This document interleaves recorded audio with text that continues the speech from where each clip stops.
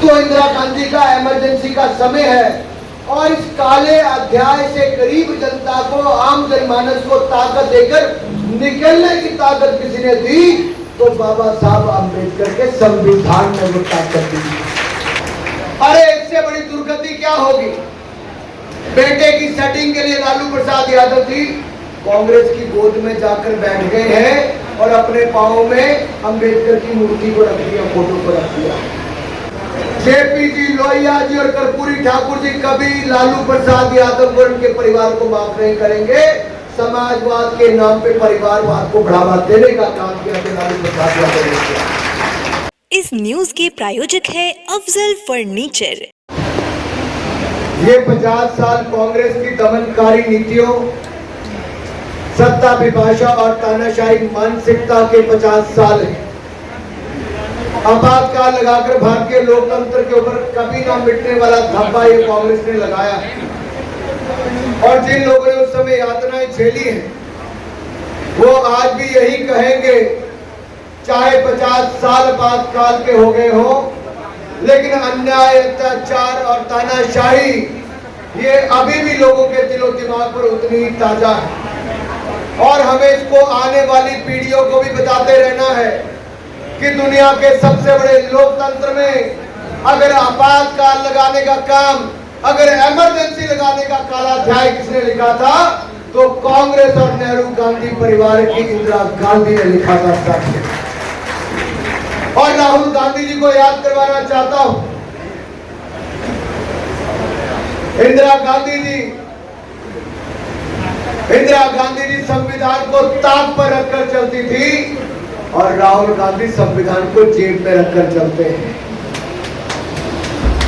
दिखाने के लिए संविधान दिखाते हैं, लेकिन ऐसा कोई काम नहीं जो संविधान विरोधी इस परिवार और इस पार्टी ने ना किया हो।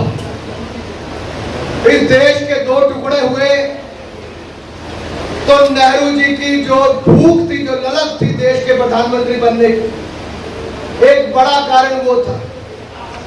लेकिन प्रधानमंत्री बनने के बाद संविधान में संशोधन करने का काम, सबसे पहला काम अगर पंडित नेहरू ने कोई किया तो अभिव्यक्ति की आजादी को कुचलने का किया था।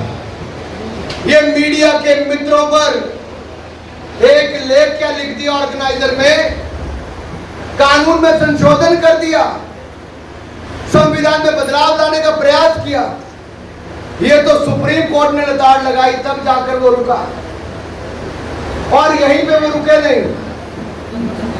जब संविधान सभा बनी थी तो संविधान सभा में अंबेडकर जी सदस्य ना बने क्योंकि डॉक्टर भीमराव रामजी अंबेडकर एक दलित परिवार से आते हैं और पंडित नेहरू नहीं चाहते थे कि दलित परिवार का व्यक्ति संविधान सभा का सदस्य बने। उनको रोका गया, लेकिन पुणे से जब उनके लिए जयशंकर जी ने सीट खाली की तब जाकर वो सदस्य बनकर आए। लेकिन तब भी पंडित नेहरू को हजम नहीं हुआ। डॉक्टर भीमराव अंबेडकर ने संविधान बनाकर दे दिया। पहला संशोधन तो उन्होंने किया ही, लेकिन वो इस ताक में थे कि अंबेडकर चुनाव लड़े तो उनको हराया जाए और उनके ही सहयोगी को अंबेडकर जी के खिलाफ चुनाव लड़ने पर पंडित नेहरू ने प्रेरित किया, प्रायोजित किया, प्रचार प्रसार किया और अंत में प्रहार लगाकर अंबेडकर जी को चुनाव हराने का काम भी पंडित नेहरू और कांग्रेस पार्टी ने किया। लेकिन यहीं पे बात रुकी नहीं। ये कांग्रेस पार्टी, नेहरू गांधी परिवार अंबेडकर विरोधी कैसे है, दलित विरोधी कैसे, मैं बताना चाहता हूं। इसके बाद जब इंदिरा जी का समय आया, वो चुनाव जीत नहीं सकती थी, लेकिन अधिकारियों की मिलीभगत से, सत्ता के दुरुपयोग से उन्हें चुनाव जीत लिया। लेकिन एक चुनाव पिटीशन जब कोर्ट में लगाई गई और कोर्ट ने जब उसको सुनते हुए देखा कि इंदिरा जी के चुनाव में किस तरह से सत्ता का दखलंदाजी हुई, सरकारी मशीनरी का प्रयोग हुआ, सब तथ्यों को जान के इंदिरा जी के चुनाव को रद्द किया गया।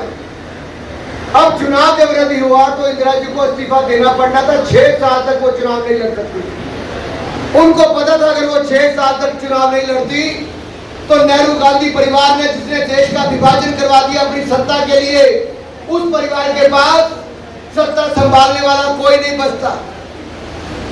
उन्होंने कुछ दिनों के अंदर ही संविधान में एक नहीं लगातार छड़ी लगा दी संशोधन करने की। 38वें संशोधन, 39वां, 40वां, 41वां, 42वां, एक तरह से बाबा साहब अम्बेडकर के संविधान के प्राण ही निकाल कर रख दिए।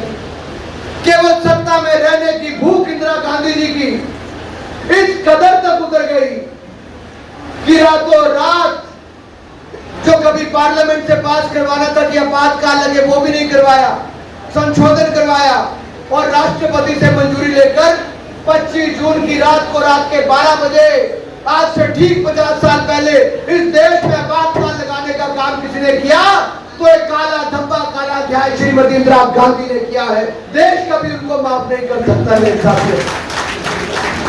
आज इसीलिए हम इकट्ठे हुए हैं। ये बात यहां पे रुकी नहीं थी।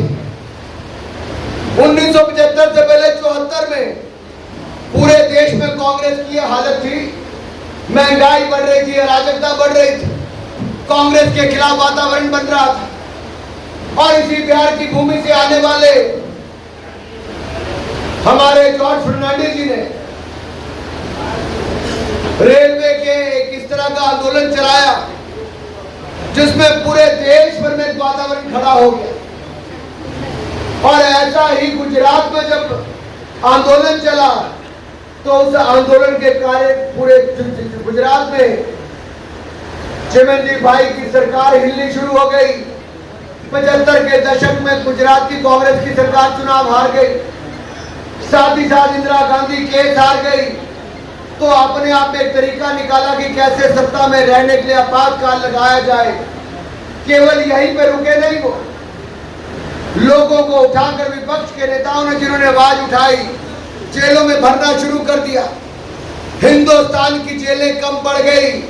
1,40,000 से ज्यादा विपक्ष के नेताओं को जेल में डाल दिया गया, हजारों पत्रकारों को जेल में डाल दिया गया।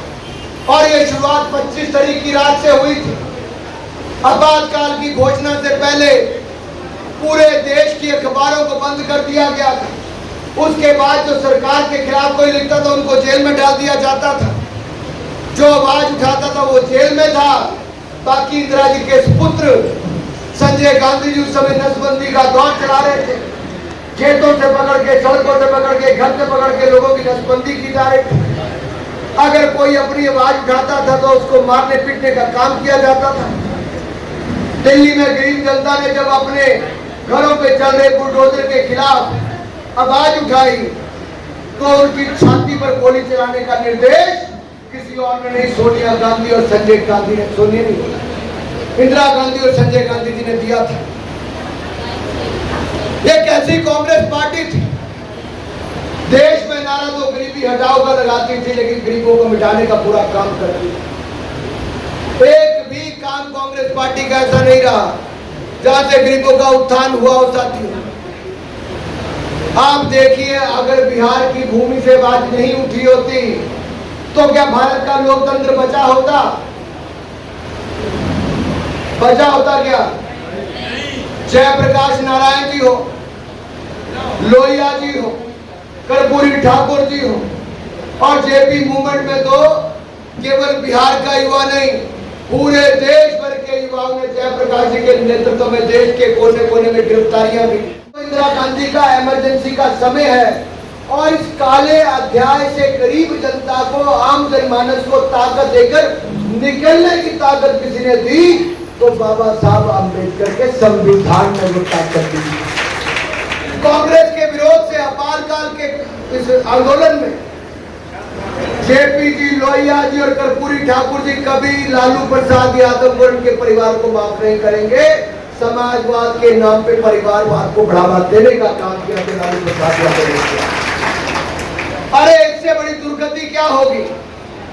बेटे की सेटिंग के लिए लालू प्रसाद यादव जी कांग्रेस की गोद में जाकर बैठ गए हैं और अपने पांव में अंबेडकर की मूर्ति को रख दिया, फोटो को रख दिया। अरे कांग्रेस ने तो अंबेडकर जी को नहीं माना, लेकिन लालू प्रसाद यादव जी, आप अपने पाँव में अम्बेडकर जी को क्यों रखते हो? क्या सत्ता का लालच यहां तक आ गया कि अब कुछ नहीं याद आता है, बेटे का भविष्य नजर आता है? साथियों, मैं आप सबसे पूछना चाहता हूं, अगर कांग्रेस ने अंबेडकर को चुनाव भरवाए, कांग्रेस ने अंबेडकर जी की अनदेखी की, अपमानित किया, प्रताड़ित किया, तो अगर अंबेडकर जी को देश में सम्मानित करने का काम किसी ने किया है तो उस पार्टी का नाम है भारतीय जनता पार्टी। भारतीय जनता पार्टी के समर्थन से ही 1990 में जब सरकार बनी और गैर कांग्रेसी सरकार में अंबेडकर जी को भारत रत्न देने का काम किया, कांग्रेस ने कभी नहीं किया था साथियों।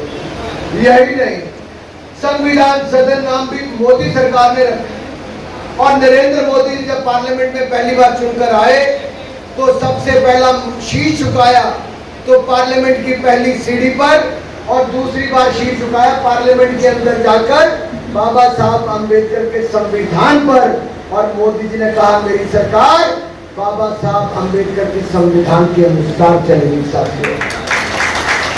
यही नहीं, अगर बाबा साहब अंबेडकर के लिए उनकी जन्मशैली, शिक्षा शैली, दीक्षा शैली, शादी का फर्नीचर सेट 34,500 से स्टार्ट। AFZ फर्नीचर के ऑफिशियल यूट्यूब चैनल पर विजिट करिए विशेष जानकारी के लिए और परचेज करिए बिहार के सबसे बड़े शोरूम से।